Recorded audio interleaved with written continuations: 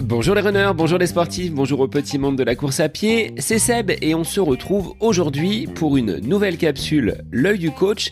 C'est l'épisode 191 avec les conseils experts de Bruno qui, chaque semaine, vient répondre à vos interrogations, à vos questionnements autour de la course à pied. Et il y a quelques épisodes, nous avions répondu à Chloé qui s'interrogeait sur la nécessité de réaliser ces séances de fractionnés sur piste. Aujourd'hui, on va évoquer un aspect fondamental de ces séances de fractionnés, dites de VMA, et nous allons tenter de vous expliquer comment évaluer cette VMA. Eh bien, je vous laisse en compagnie de Bruno Heuby, c'est la capsule L'œil du coach consacrée au calcul et à l'interprétation de cet indice de VMA. Bonne écoute à vous! Bonjour Bruno, on se retrouve pour une capsule L'œil du coach avec une notion très importante dont on entend parler dans tous les pelotons, à savoir la VMA. Je vais te laisser nous donner quelques informations sur cet indicateur ô combien précieux pour le coureur. Salut Sébastien. Ouais, c'est vrai que la VMA, c'est un sujet qui revient beaucoup dans les discussions à propos de l'entraînement. Et c'est aussi une valeur à laquelle je suis assez attaché en tant qu'entraîneur. Je dois le confesser. En fait, moi, mon souci, pour ne pas dire mon obsession d'entraîneur, c'est toujours d'essayer de construire des séances qui sont adaptées au niveau des sportifs que j'accompagne. J'ai souvent utilisé cette image, je l'ai déjà utilisée, je pense, dans le podcast, que pour moi, une séance d'entraînement, c'est un peu comme une flèche qu'on tire. On peut très bien atteindre le centre de la cible, mais on peut aussi la manquer complètement. Et je rencontre beaucoup de coureurs qui manquent la cible, qui se donnent beaucoup de mal à l'entraînement, qui récoltent pas les fruits de leur investissement, et je trouve que c'est dommage.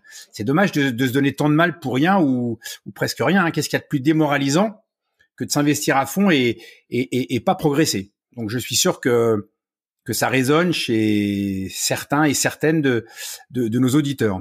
Donc mettre dans le mille, viser le centre de la cible, mais surtout l'atteindre. Pour moi, c'est ça. On tire pas une flèche pour rien. Réussir une séance d'entraînement, c'est ça, c'est avoir un retour sur tout cet investissement qu'on consent quand on fait un entraînement. Et moi, je ne connais pas d'autres moyens pour évaluer les capacités d'un sportif que d'utiliser la VMA afin d'établir les bonnes allures d'entraînement. Alors, je vais parler un peu de moi, je suis désolé, mais la façon dont moi j'établis ces allures d'entraînement, et c'est peut-être aussi pour ça que la VMA suscite pas mal de polémiques et de discussions. Moi, la façon dont je l'utilise à la sauce Bruno Heuby, ma méthode champenoise, comme l'a gentiment qualifié Gilles Bertrand, c'est lui qui avait trouvé ce terme. Gilles Bertrand, donc le créateur de la fameuse course des Templiers, pour ceux qui la connaissent pas. Bon, moi, c'est le fruit d'années d'expérience. Je ne suis pas un scientifique, je ne suis pas un vrai scientifique, je suis plutôt un homme de terrain. Et donc, après avoir analysé tout ce qui se passait sur le terrain, j'ai compris que la méthode d'entraînement qui était la plus efficace, l'utilisation de la VMA qui était la plus efficace, c'était d'utiliser, j'ai déjà dit, la VMA en utilisant des pourcentages de VMA sur des durées d'effort et non pas sur des distances. Donc on y reviendra peut-être. Je pense que c'est peut-être pas le propos de cette capsule de détailler ma méthode d'entraînement, mais en tout cas, voilà, moi j'utilise la VMA parce que c'est pour moi la meilleure manière de proposer aux athlètes des séances d'entraînement sur mesure et adaptées à leur niveau. On la met souvent en opposition, cette VMA, à la fréquence cardiaque. Pour toi, c'est pas ce côté cardio qui va être prépondérant. Tu privilégies la VMA donc sur tes séances d'entraînement. Oui, c'est ça. Moi, je donne toujours des allures de course. La fréquence cardiaque, elle est extrêmement variable. Elle est sujette à des tas de variations. La température, le stress, la façon dont la journée s'est passée pour le coureur. Il y a extrêmement la variabilité de la fréquence cardiaque, elle est extrêmement importante. Et pour moi, ce n'est pas une donnée fiable parce que c'est quelque chose qui est un peu figé dans le marbre. On va vous dire, voilà, votre fréquence cardiaque maximale, elle est de 175. Vous allez courir à 80% de votre fréquence cardiaque maximale, mais sauf qu'à 80% de la fréquence maximale, le jour J, ça va peut-être pas fonctionner aussi bien parce que justement, on sera pas en capacité d'atteindre la fréquence obtenue. Et il suffit de demander à ceux qui s'entraînent avec cette donnée pour se rendre compte que souvent c'est quand même un peu compliqué à appliquer. Et surtout, je pense qu'en termes d'efficacité, c'est pas ce qu'on aura de mieux pour atteindre les adaptations physiologiques qu'on vise quand on fait de la VMA. Parce que c'est quand même ça le but du jeu, hein. Le but de la VMA, c'est, derrière ce terme, il y a quand même des choses bien précises. Il y a des adaptations physiologiques que l'on vise quand on est entraîneur, et le but, c'est quand même de les atteindre. Alors justement, Bruno, la VMA, qu'est-ce que c'est et qu'est-ce qui se cache derrière cet acronyme? Ouais, c'est ça, ouais. C'est vrai que c'est un acronyme. Alors, VMA, vitesse maximale aérobie. C'est donc la vitesse à laquelle le coureur, le sportif, puisqu'on parle aussi de PMA, hein, puissance maximale aérobie. Donc, cette puissance maximale aérobie, on la transforme en vitesse pour une lecture plus facile, et elle correspond à la vitesse où la consommation d'oxygène du sportif est maximale. C'est pour ça qu'on parle de VO2 max. Donc, VO2 max, VMA, PMA, c'est plus ou moins la même chose. Sauf que si vous savez que vous avez une VO2 max de 60 millilitres par kilo, ça vous donne pas d'indication précise pour établir le plan d'entraînement. En tout cas, pas à moi. Par contre, si on sait que cette VMA, elle est de 13, 13,5, 14, 15 km/h, ça, c'est une donnée concrète qui permet ensuite d'établir des allures d'entraînement. Donc, c'est la vitesse de course à laquelle tous les processus de transport de l'oxygène chez le sportif fonctionnent à leur maximum. Donc, on imagine tout ce que ça met en jeu, le cœur, les poumons, le réseau veineux, sanguin. Donc, tout ce système est mobilisé à son maximum pour apporter à l'organisme le plus d'oxygène possible, sachant que c'est l'oxygène qui est le comburant pour produire de l'énergie. Alors, cette vitesse maximale aérobie, on peut la tenir pendant combien de minutes? Est-ce qu'il y a des paliers? Est-ce qu'il y a des estimations de cette durée à laquelle on peut soutenir cette VMA? Oui. Alors, on a longtemps parlé des physiologistes du Canada, parlaient de 7 minutes. Moi, je pense que si on s'adresse à la population globale, on peut parler de VMA entre 3 et 6 minutes. Et ça aussi, c'est un sujet de discussion, le temps de soutien à VMA. Il y a des débats là-dessus entre entraîneurs. Un coureur débutant n'a pas la capacité de maintenir longtemps sa consommation maximale d'oxygène. Il va l'atteindre vite, il la maintiendra pas longtemps. Un coureur plus confirmé va être capable de l'atteindre et de la maintenir plus longtemps. Donc, c'est ce qu'on appelle le temps de soutien à VMA. Donc, en gros, on est entre 3 et 6 minutes. La moyenne est entre 4 et 5 minutes. Donc, un test de Cooper, là j'avance un petit peu sur le protocole et sur la façon d'estimer cette VMA. Un test qui viendrait à durer 12 minutes, c'est impossible finalement d'avoir un résultat qui soit fiable. Si tu soutiens que entre 3 et 6 minutes, seule cette VMA sera possible à garder en termes d'allure maximale. Absolument, c'est exactement ça.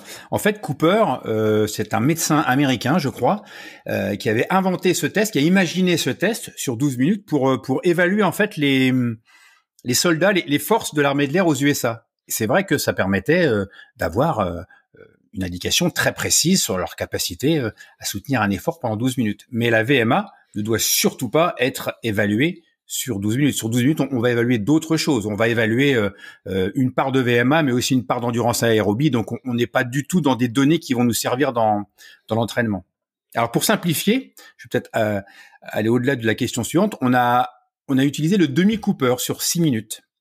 Alors, très pratique à utiliser, 6 minutes, puisqu'on multiplie par 10. Vous courez 1000 mètres en 6 minutes, votre VMA est 10. Vous courez 1200 mètres, votre VMA est 12. Très facile à calculer. Sauf que moi, je pense, et je l'ai constaté sur le terrain, que très peu de coureurs sont capables de tenir leur VMA pendant 6 minutes. Donc, le demi-Cooper, c'est pour moi trop difficile. Ça sous-estime la VMA puisque c'est un test qui est encore un petit peu trop long. Alors, on va me dire que je chipote, mais je peux vous assurer qu'entre 5 et 6 minutes, il y a une sacrée différence. Et entre 4 et 6 minutes aussi. Donc, en fonction du niveau du coureur, on va plutôt privilégier des tests inférieurs au demi-Cooper. Alors, quel serait ton protocole, Bruno? Comment tu mets en place un test de VMA? Est-ce qu'il se fait sur piste? Est-ce qu'il se fait sur tapis? Est-ce qu'il se fait en nature? Comment on peut optimiser cette bonne analyse pour être au plus proche de notre VMA? Alors l'idéal, les meilleures conditions d'évaluation de la VMA sont pour moi le test VAMEVAL.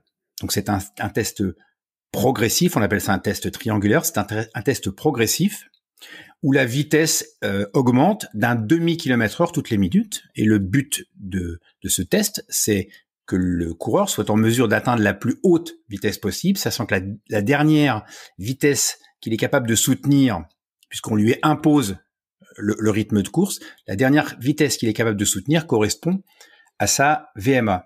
Sauf que le Vameval, ça nécessite une piste, ça nécessite un plot tous les 20 mètres, ça nécessite une bande son avec des coups de sifflet puisqu'on va imposer la vitesse aux sportifs. C'est donc très lourd. Et moi, je suis très attaché à la faisabilité. Donc, dire que la VMA s'évalue avec un Vameval, oui, c'est parfait, c'est très bien, sauf qu'on n'a pas toujours ça à sa disposition. Si on l'a, tant mieux. Utilisons le Vameval, qui est pour moi l'outil le plus précis.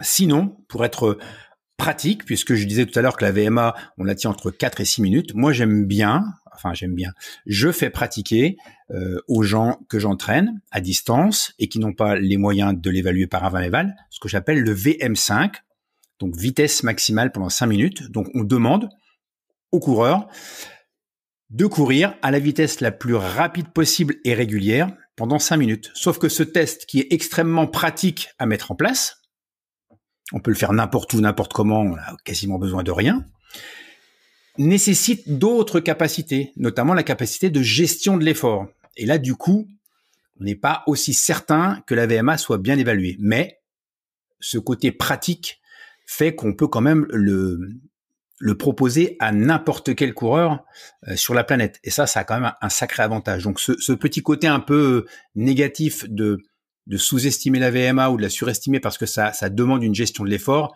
c'est gommé par le côté pratique. Est-ce que l'on réalise un échauffement au préalable ou est-ce que l'on part à froid ? Pour le Vameval, je crois qu'on part vraiment sans avoir réalisé d'échauffement et ça augmente puisque les premiers paliers sont très très lents. On va augmenter d'un demi-kilomètre-heure, tu le disais à l'heure. Pour un test de 5 minutes où il faut être en action et au maximum de ses capacités, un échauffement est peut-être bien au préalable. C'est ça, un échauffement est recommandé et même indispensable. Donc moi, dans les stages que j'organise, où on propose un Vameval sur piste, j'ai créé une bande son où on commence à 5 ou 6 km/h parce que moi j'ai des sportifs de tout niveau, quelqu'un qui a une VMA de 12 et si on lui demande de commencer à 8 ou 9 km/h ou à 10, c'est trop dur. Donc on peut commencer le Vameval à des vitesses plus lentes, 5-6 km/h, c'est presque de la marche, mais ça permet aussi aux sportifs, aux coureurs de se mettre dans le bain, de comprendre le système, d'être à un plot à chaque bip sonore, et donc ça lui permet aussi de se familiariser avec la méthodologie. Concernant le VM5, oui, échauffement, comme pour une séance de VMA, quelques accélérations. Moi, je recommande vraiment de faire les accélérations à la vitesse à laquelle on pense réaliser son test, parce que quand on fait un test VM5, on va pas se lancer comme ça à l'assaut des 5 minutes sans savoir. Il faut quand même qu'on ait une certaine idée de la vitesse, de la VMA qu'on a. Donc, pas facile, me direz-vous, quand on en a aucune idée. Oui, bah là, du coup, on y va un peu à tâtons. C'est pas très grave. Mais alors, ceux qui veulent connaître le protocole complet, tapent test VM5 Bruno Hubi et tomberont sur une page de mon site internet où le protocole est vraiment détaillé complètement. On peut faire le test sur 5 minutes. On peut aussi transformer ce test et le faire sur piste en distance. Donc là, du coup, les 5 minutes ne représentent pas la même distance pour tous les coureurs. Un débutant va par exemple faire 800 mètres. Un coureur aguerri va faire 1200 mètres. Un coureur de haut niveau va faire 2000. C'est pour ça aussi que pendant longtemps, on a dit, bah tiens, on évalue sa VMA sur un 2000. Bah oui, quand on est athlète de haut niveau, oui, mais pas pour tout le monde. Donc voilà. Mais tout ça, c'est expliqué sur la page du site internet.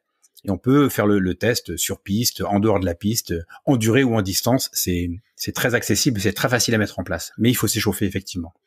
Donc, je remettrai le lien pour que les auditeurs puissent aller derrière ressortir une valeur parce que à l'issue de ce test, alors on le disait tout à l'heure, pour le semi-cooper, c'est relativement simple. On fait 1,2 km en 6 minutes, on multiplie par 10, on obtient sensiblement sa VMA. Pour le test de 5 minutes, c'est peut-être un calcul un petit peu plus savant à mettre en place pour ressortir cette VMA, mais vous trouverez donc le lien dans les notes de cet épisode. Alors, une fois qu'on a cette valeur estimée, Bruno, comment on va l'interpréter ? Qu'est-ce que l'on peut faire de cette VMA toute neuve, toute belle ? Il n'y a plus qu'à maintenant savoir quoi en faire. Ouais, c'est ça. Et là, je dirais pas que c'est le plus dur qui commence, mais presque. Parce que c'est là donc c'est ce à quoi je faisais allusion tout à l'heure, c'est l'utilisation de cette donnée. Hein. Moi, à titre personnel, j'établis le contenu des séances d'entraînement toujours en me basant sur des durées d'effort, et j'applique à ces durées d'effort des pourcentages de VMA, c'est-à-dire l'inverse de ce qui se pratique dans 95, pour ne pas dire 99% des plans d'entraînement que je vois passer un peu partout, où on applique des pourcentages de VMA à des distances. Ce sont ces valeurs qui servent à établir les programmes d'entraînement. Et c'est une erreur. C'est une erreur. Hein. Je m'explique. Une distance peut représenter du simple au double en termes de temps d'effort. Hein. Je vais prendre un exemple si tu me permets. On prend une séance classique, 20 x 200, 10 x 400, comme on en voit beaucoup. Un coureur débutant sur une séance de 20 x 200, disons qu'il a une VMA entre 11 et 12 km/h, il va mettre 1 minute pour faire 20 x 200. Le coureur confirmé va mettre 40, 45 secondes, et puis le coureur élite, lui, va mettre 30 secondes pour faire des 200 mètres. Donc imaginez que 20 x 200, on applique cette séance à tout le monde, à tout le groupe, c'est 20 fois 1 minute pour le coureur débutant, c'est 20 fois 30 secondes pour le coureur élite. C'est-à-dire que pour la même séance, c'est 2 fois moins de temps. Donc on va demander au coureur débutant, qui a moins d'aptitude à courir vite, de courir le double du temps à la même intensité que le coureur confirmé, qui lui optimise son potentiel. C'est pas possible. Qui peut courir 2 fois plus longtemps à la même vitesse? Personne. Même Eliud Kipchoge ne peut pas. Hein. Et pire, c'est la double peine, puisqu'on va lui demander de courir 2 fois plus longtemps. Donc c'est une hérésie totale. L'utilisation de la VMA avec cette méthode provoque justement des blessures, des flèches qu'on tire à côté. Donc, pour moi, la bonne utilisation de la donnée de la VMA, c'est d'appliquer des pourcentages de VMA à des durées de force. Si on demande à un groupe de coureurs de faire 20 fois 30-30, il y en a un qui va peut-être faire 100 mètres pendant ces 30 secondes, celui dont on disait que la VMA est de 12, il y en a un autre qui fera 200 mètres, le double, mais à la fin, ils auront tous fait 20 fois 100 mètres, 20 fois 200, 20 fois 30-30. Donc là, on est sur la même tâche à accomplir. Hein, Sébastien, on parle de tâches, nous les enseignants, on est sur la même tâche à accomplir et on est sur le même résultat attendu et bien souvent obtenu. Ce qui pour un groupe, c'est ce que l'on avait fait quand tu étais venu sur Beaugency, cette 20 fois 30-30, ça participe à une cohésion également de ce groupe d'entraînement où tout le monde part ensemble, tout le monde arrive ensemble au même point de départ et finalement, on a à chacun sa vitesse qui va être plus ou moins élevée, mais travaillée de la même façon. C'est ça. C'est la séance de 30-30 en aller-retour que j'aime bien faire aux groupes qui sont des groupes hétérogènes ou des groupes qui ne connaissent pas, puisqu'à Beaugency, personne ne connaissait vraiment le mode opératoire. Et donc, on est quasiment certain de pas se planter. Alors, bien sûr, il y en a qui vont toujours aller trop vite dans les premières répétitions. Ça, c'est normal, c'est l'effet de groupe. Mais après, très vite, si la consigne c'est vous devez être en mesure de répéter toujours la même distance à chaque fraction, voire même d'augmenter, mais en aucun cas de diminuer, là, on donne une consigne très claire au coureur, et si le coureur respecte cette consigne, chacun va réaliser une bonne séance. Alors, en dehors de ces célèbres 30-30, est-ce que tu aurais une ou deux autres séances qui peuvent permettre de développer la VMA de nos auditeurs s'ils ne sont pas aguerris et s'ils n'ont pas encore un club ou un plan d'entraînement bien estampillé? Oui. Alors, après, je dirais que c'est aussi une question de faire appel à un peu d'inventivité. On peut inventer des tas de séances d'entraînement. Le principe de base, pour moi, c'est un principe qui revient souvent dans ce que je mets en avant, c'est la progressivité. Donc, on ne va pas demander à un athlète qui n'a pas l'habitude de faire de la VMA de commencer par des séances trop difficiles. D'abord, c'est la meilleure façon de le dégoûter ou de le blesser ou qu'il n'y arrive pas. Donc, toujours la progressivité. Moi, il y a un exercice que j'aime bien mettre en place avant, je dirais, c'est l'entrée avant le plat principal. C'est ce que j'appelle les déroulés, où on va juste demander aux sportifs de dérouler, de courir vite pendant 20 secondes. Voilà, on lui fixe pas d'objectif trop difficile. Il va familiariser son corps à une vitesse un peu plus rapide. Et puis progressivement, on va passer des déroulés à quelque chose d'un peu plus structuré. Sur les déroulés, on cherche juste de la gestuelle, du placement. On cherche pas un développement de la consommation maximale d'oxygène. On prépare un peu le terrain. Et puis ensuite, on va passer à la VMA, les vraies séances de VMA, où là, on va pouvoir vraiment travailler le développement de la consommation maximale d'oxygène. C'est ça, il faut toujours qu'on ait à l'esprit quand on est entraîneur, ou même quand on est sportif, pratiquant, que quand on fait une séance de VMA, on veut développer sa consommation maximale d'oxygène. Ça veut dire quoi? Ça veut dire qu'il faut courir à des intensités proches de 100% de la VMA, au-dessus même pour les 30 secondes, en dessous de 30 secondes. Donc là, je ne sais pas si on a le temps de rentrer dans les détails, mais en fait, la durée de l'effort va dépendre le pourcentage de VMA qu'on utilise. Plus l'effort est long, plus ce pourcentage va diminuer. En gros, on est à 105% de la VMA sur les efforts de 30 secondes. Sur 1 minute, on va se rapprocher des 95%. Et puis au-delà, on va encore réduire le pourcentage de VMA. Donc moi, j'ai des tableaux qui sont construits, qui sont structurés, où voilà, on sait qu'à telle durée d'effort correspond tel pourcentage de VMA. Donc après, dans la progressivité, on peut faire des 18 fois 40-30.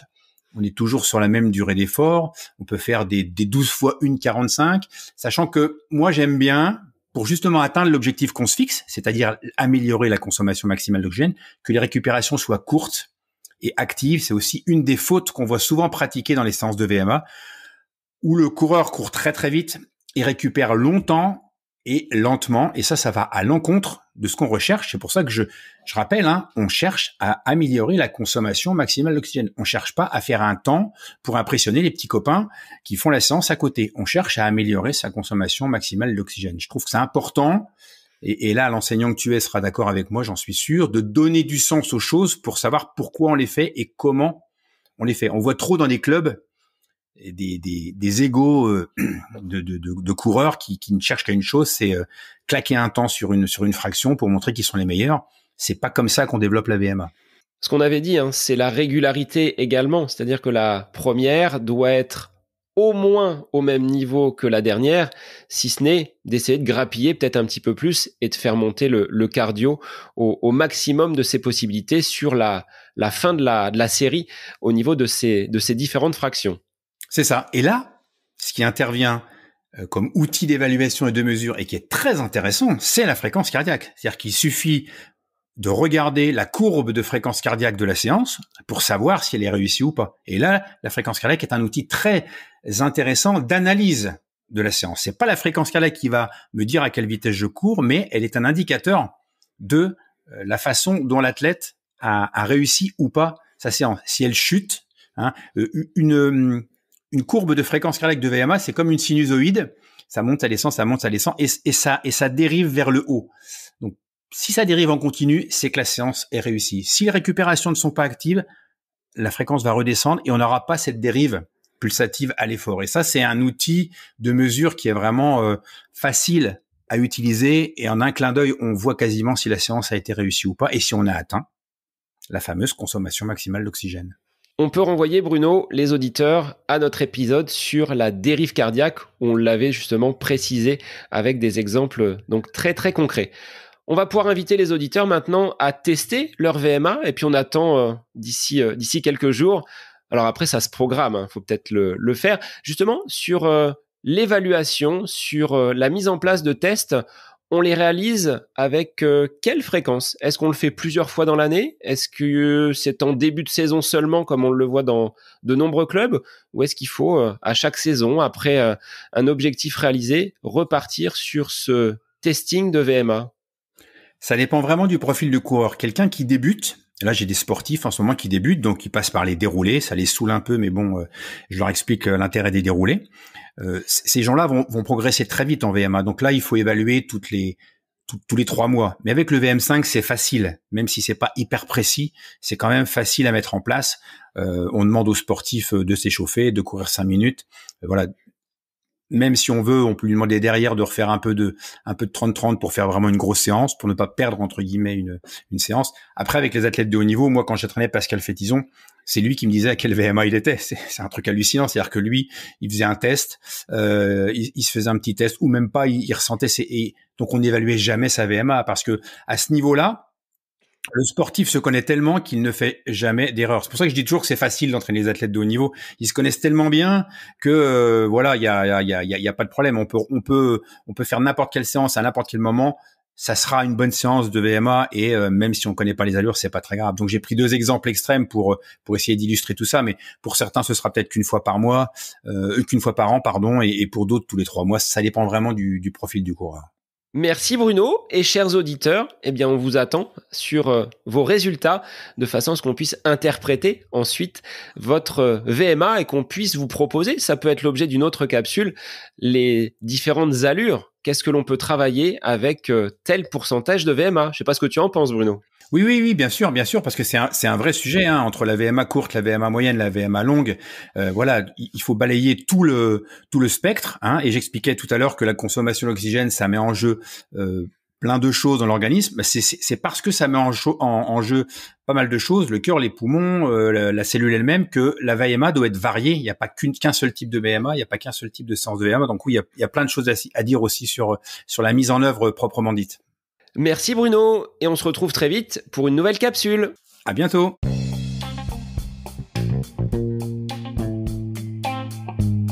Cette capsule L'œil du coach avec Bruno Heuby est désormais terminée. Merci à vous pour votre écoute, mais aussi pour vos retours sur ce format d'épisode un petit peu plus court. N'hésitez pas à nous transmettre vos questions, vos interrogations via les différents réseaux, Facebook et Instagram. N'hésitez pas à nous soumettre vos idées d'épisodes pour de prochaines capsules. Belle semaine à vous!